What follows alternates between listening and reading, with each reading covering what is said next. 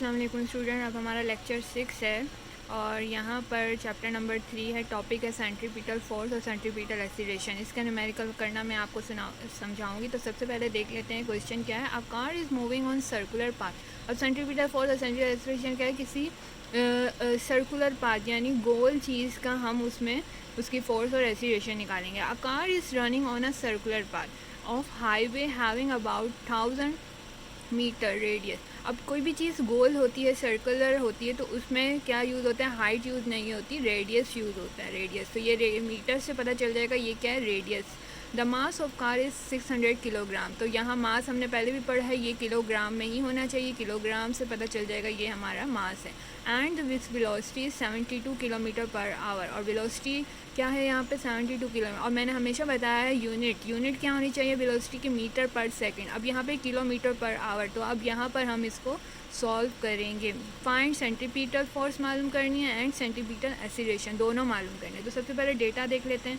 मैंने यहाँ full forms लिख दी हैं और यहाँ शॉर्ट फॉर्म भी हैं। Radius R 1000, mass kilogram, 600 kilogram, velocity. अब यहाँ पर 72 किलोमीटर पर आवर है, इसको चेंज करेंगे। तो कैसे करेंगे, हमें पता है 72, 1 किलोमीटर कितने मीटर के बराबर होते हैं, 1000। और 1 आवर में कितने सेकंड होते हैं, हमें सेकंड में जाना है। तो डायरेक्ट सेकंड में नहीं जा सकते, पहले आवर से मिनट में जाएंगे और मिनट से सेकंड में जाएं। तो 1 आवर में कितने होते हैं, 60, और सेकंड कितने होते हैं, 60। तो 60 कितने हो जाएंगे, 3600। 2 0 से कट गया। अब अगर हम इसको काटें तो यहाँ क्या हो जाएगा, 9 से काटेंगे, 9 4 ज़ा 36 और 9 8 ज़ा 72, 4 1 ज़ा 4, 4 2 ज़ा 8। तो 2 10 ज़ा क्या हो जाएगा, 20 और मीटर पर सेकंड। तो ये मीटर पर सेकंड में आ गई। अब सेंट्रीपिटल फोर्स मालूम करना, सेंट्रीपिटल एक्सीलरेशन, इनके फॉर्मूले देख लेते हैं। फॉर्मूला क्या है, एफ सी यानी centripetal force is equal to M V square upon R. और एक्सीलरेशन का क्या फॉर्मूला है, centripetal acceleration V square upon, दोनों में क्या फ़र्क है, मास का फ़र्क है। फोर्स में मास होगा और एक्सीलरेशन में मास नहीं होगा। तो अब यहाँ वैल्यू पुट कर देते हैं, ये हमें मालूम करना है। एम हमारे पास क्या है, 600, वी स्क्वायर, जो वी आया ना हमारा 20, इसका क्या करना है हमें स्क्वायर। और रेडियस हमारे पास क्या है, 1000। 2 0 से काट दिए, हमारे पास यहाँ बचा 6 मल्टीप्लाई 20 का स्क्वायर कर देंगे, क्या आ जाएगा 400। और यहाँ बच गया 10। 1 0 से काट दिया, 6 4 ज़ा 24, 6 4 ज़ा 24 और 0 का 0। और हमारे पास एफ सी आ गई। तो इसकी यूनिट क्या हो जाएगी, एंड ये हमारा सेंट्रीपिटल फोर्स। एक्सीलरेशन कैसे मालूम करेंगे, वी स्क्वायर यानी ये जो हमारा वी वेलोसिटी आया था 20, इसका क्या करना है स्क्वायर। और रेडियस क्या था हमारे पास 1000। 20 का स्क्वायर क्या हो जाएगा 400, यानी 20 को 2 दफ़ा मल्टीप्लाई करना है। 2 2 ज़ा 4 और 2 0 ऐसे ही आ जाएंगे।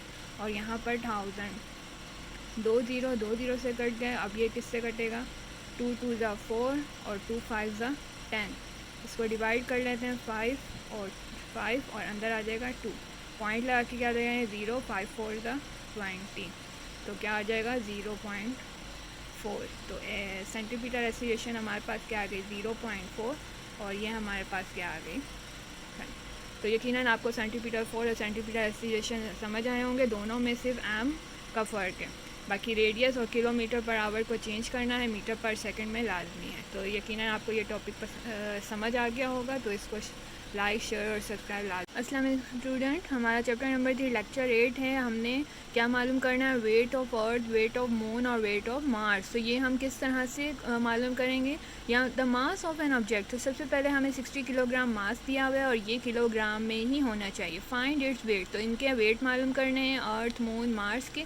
और इनकी ग्रेविटी, तो ग्रेविटी अर्थ की कितनी होती है, 9.8, 10 भी होती है, यहाँ उसने 9.8 दिए तो हम 9.8 यूज़ करेंगे। मून की 1.6, मार्स की 3.7, ये सब क्या हो जाएगी ग्रेविटी। अब हमें डेटा पता है, डेटा 60 किलोग्राम है। Weight of earth, weight of moon, weight of Mars मालूम करना है। अब हमें एक फार्मूला पता है फोर्स का। फोर्स का क्या फार्मूला होता है, F is equal to M A. तो एफ किसके बराबर होता है, डब्ल्यू के, मास। और जहाँ एक्सीलरेशन नहीं होती वहाँ क्या होगी, ग्रेविटी। जब भी वेट होगा तो वहाँ पे क्या यूज़ हो जाएगी, ग्रेविटी।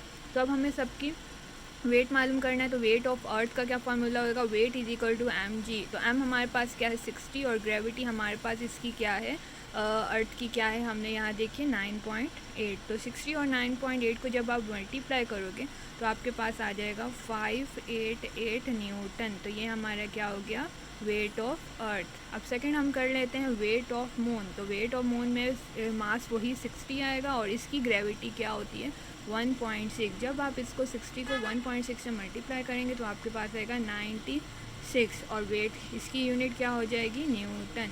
तो अब यहाँ पे वेट ऑफ मास में भी वही करना है, मास क्या है 60 और यहाँ पर ग्रेविटी, इसकी ग्रेविटी क्या हो जाएगी 3.7। 60 मल्टीप्लाई 3.7 किसके बराबर हो जाएगा 222 न्यूटन। तो ये आ गया हमारे पास वेट किसका, वेट ऑफ मास। तो यहाँ पर हमारे ये तीनों मास हमने निकाल लिए हैं। यकीनन आपको ये ज़रूर समझ आए होंगे। तो चैनल को सब्सक्राइब और लाइक लाजमी करें ताकि आगे और भी आपको टॉपिक्स क्लियर हो सकें। Share with your friend.